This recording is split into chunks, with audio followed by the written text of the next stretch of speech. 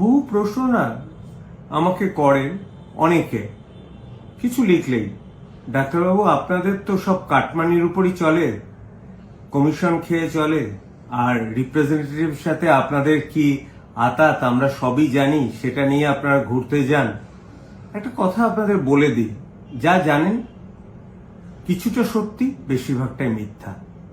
কিরকম জানেন, যখন একটা ব্রিলিয়েন্ট ছেলে এমবিবিএস পাশ করে বসলো, তার কিন্তু এই সম্পর্কে কোনো এটা ধারণাই থাকে না, অন্তত ধারণা থাকার কথাও না, যদি সে প্রপার জায়গায় পড়াশোনা করে, যেখানে সত্যি পড়াশোনা হয়, যেখানে থ্রেট কালচার নেই। সেখানটায় তারা শুধু পড়াশোনা করে, বেরোলো, বেরিয়ে সে ওষুধ লিখে দিল, যেটা আমার ক্ষেত্রেও হয়েছিল।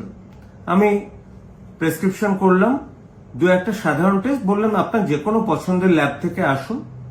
হঠাৎ দেখে এক ভদ্রলোক এসে হাজির, একটা খাম দিতে এসছে, না একটা সার্টেন পার্সেন্টেজ আপনার প্রাপ্য সেটা। আমি যার সাথে সাথে রিফিউজ করলাম এবং বলে রাখলাম, যদি আমাকে কিছু দেওয়ার হয় সেটা আমাকে দেওয়ার বদলে পেশেন্টকে যেন কনসিডার করা হয়, এবং সেটা আমার ক্ষেত্রে কিন্তু আমার অঞ্চলের এবং যেখানে যাবেন তারা কিন্তু এই অনারটা করে।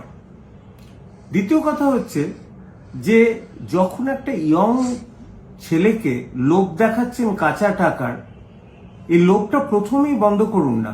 আজকে কি জানেন যে সেন্ট্রাল গভর্নমেন্ট একটা অ্যাক্ট করেছে, যদি হসপিটাল থেকে কাউকে হসপিটালে রেফারের জন্য কাটমানি দেওয়া হয়, সে হসপিটালের ডিরেক্টরের কিন্তু জেল হতে পারে।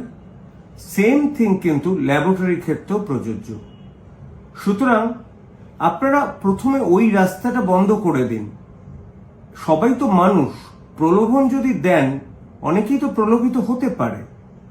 আর বছর দুয়েক বা তিনেক আগেই এই মোদী সরকারের একটা নিয়ম করা হয়েছে যে আপনি কিন্তু কোনো রকমে যদি প্রমাণিত হয় যে কোম্পানির টাকায় বেড়াতে গেছেন, বাইরে গেছেন, তাহলে আপনার লাইসেন্স কিন্তু ক্যান্সেল হবে।